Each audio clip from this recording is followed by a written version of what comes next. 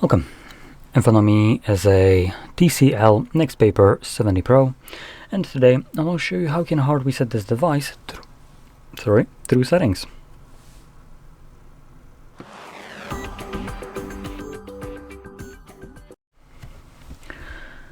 So, before I get started with the actual reset, I'm going to waste some time talking about backing up your device. So if you don't care about this, by all means, feel free to skip forward by like 8 minutes, because I'll be touching upon a couple different methods you can use to back up your device, assuming there is a couple methods. I'll be checking this out as I go. But anyway, so because resetting your device does remove everything from your phone, which includes things like your photos, videos, applications, contacts, call history, messages, and so on, it's probably best that you back up anything that you'd like to maintain after the reset. And to do so, you can utilize something like, for instance, Google Backup. We can find it by going into the settings and then navigating to, I believe it's going to be System, and where's the backup? Right over here. And you can see on my device, both of these are being backed up. So photos and videos and other device data. You can see that it has this green check mark right here. If it didn't, it would be gray with kind of like a minus. Now, photos and videos that we have right here, I can see that it is going to back up to 15 gigabytes total. This is your free tier of Google Drive that you get with your Google account. Anything above that, photos, videos, or any other data that you'd be backing up here, just won't be backed up. So something to keep in mind. And you can see it tells me what I have right here, which is about 13 gigabytes of photos and 1.1 gigabyte of Drive, Gmail, and other crap. So for the most part, it's just photos. Now, let me just back out to the settings right here. So that's one thing, and the biggest drawback of this is that 15 gigabyte limit. Now under other device data, there's this will back up your contacts, call history, device settings, app data, SMS, and MMS messages. Again, this is what it says right here, though there is more drawbacks right here than the photos. So unlike the photos, which are being backed up, here most of the shit isn't being backed up in reality. So Google just leaves everything behind that doesn't really benefit them in order to sell and make advertisement profiles for you. So things like your contacts, yeah, that gets backed up because that's just free data that they can sell of other people's numbers, names, and so on. Call history, again, advertisement profile. Device settings, yeah, they couldn't give a shit about that one really. It's part of their system, but some of the things will be backed up, but not everything. I would say device settings would include things like your wallpapers, for instance, but I don't think those will get backed up. Now, photos, apps and app data. This is the place where I draw the line on calling this a backup in general. Backup would imply that there's a copy being done of the data that is on this device to the cloud. But that's not the case. Applications aren't being backed up at all. Not in this sense. So apps that came from outside of Play Store, they just get ignored. Apps that did come from Play Store, they don't get backed up. They just get a little snippet of like an info for Google Backup to know that it needs to re-download these applications later on. Now you might be thinking, what happens when an application isn't available in Play Store any longer? If you're not thinking, well then you're most certainly now thinking about it. And the truth is, nothing. Nothing will happen. Literally, you're going to delete your application after it's been supposedly backed up by resetting your phone, and you're never going to see it again if it's not available in Play Store anymore, even though it originated from there. So as a backup, this is absolutely awful because it has caveats on top of caveats for some bullshit reason. Now, SMS and MMS messages, obviously, that's just more data for Google to feed into their AI shit, so that's going to get backed up. Don't worry your sweet cheeks about that one. Anyway, let's move on. So this is Google. I personally don't like it just because of the amount of bullshit caveats that there are for backup.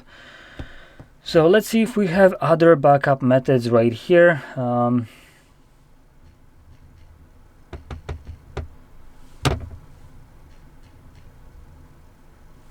So we have switch phone. Wow, that is the these companies really are running out of the names. So this is what you're going to use to migrate the data from one TCL to another.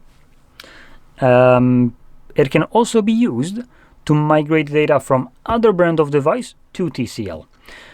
This specific application, the switch phone, is developed by TCL, and you use the application of the phone you're going to be moving the data to.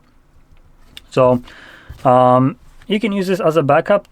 Technically, this is done for migrating purposes, to basically allow you to move data from this phone to another TCL. But in reality, you can technically use this as a backup method if you have an older device. Or you can just straight up migrate your data to a new device if you have that. Now, if you have an older device, if you have a TCL, just open that same application, connect these two devices together, and you're good to go. But if you have an older device that isn't TCL, or your new device that also isn't one, so for this purpose, I'm going to use Samsung as an example right here. Samsung is using an application called Smart Switch. This, obviously, because we would be moving the data from this phone to this, we need to use the application of the phone we're going to be moving the data to. So you need to download Smart Switch on your TCL, open that up instead of this application, connect these two phones together, and basically back up or migrate your data here, back it up here. And for migration purposes, once you move it here, you're good to go. No need to do anything extra. But for backup purposes onto your old device, you would then on this phone need to download Switch Phone onto Samsung, and then again connect these two devices together once you're done resetting it and move it back. So it's a little bit more convoluted, but I do recommend using this instead over the Google, as number one, your data is being kept locally. That's just obviously first benefit. Number two, it doesn't care where the data came from. So if it came from Play Store or the browser or anywhere else, this backup method doesn't care. It's going to back it up regardless, as it's actually basically backing up the data of an application. It's making a copy of it to the other device, unlike Google. Photos, videos aren't subject to that 15 gigabyte limit. They're subject to a phone's gigabyte limit. So if you have a 4 gigabyte storage on your phone that you're going to be moving the data to, and this is 128, and you have used all of it, obviously you're not going to get around the fact that the other phone, your old one, only has half of that storage. So that becomes your limit. But still, 15 gigabytes or 64, that's a vast difference. So your 64 will still be a better option than Google storage. And obviously everything else, like contacts and call history and so on, can be backed up. And you have control over all of it, what you want to back up, which is, again, super nice. Now, with that being said, we can now begin resetting our device. So let's open up our settings. Typically, it would be in here. So you want to scroll all the way to the bottom to System again. And this time around, we're going to be looking for Reset Options right over here. And you want to select Erase All Data, Factory Reset. This will present you with a list of data right here. And we can quickly see what is going to be reset, but honestly at this point it shouldn't really matter, as our device should have been backed up at this point, so we can just select Erase All Data. If you have a screen lock, you will need to confirm it before you see this page. Once you do so, this will show up with a quick message: Erase all data, all of your personal information and downloaded apps will be deleted. You cannot undo this action. I'm going to click on Erase All Data once more, and this will begin factory resetting the device now. Now this process will take about 1 to 2 minutes or so, give or take. And once it's completed, we should be presented with the Android setup screen. So I'll be back once that is visible for me.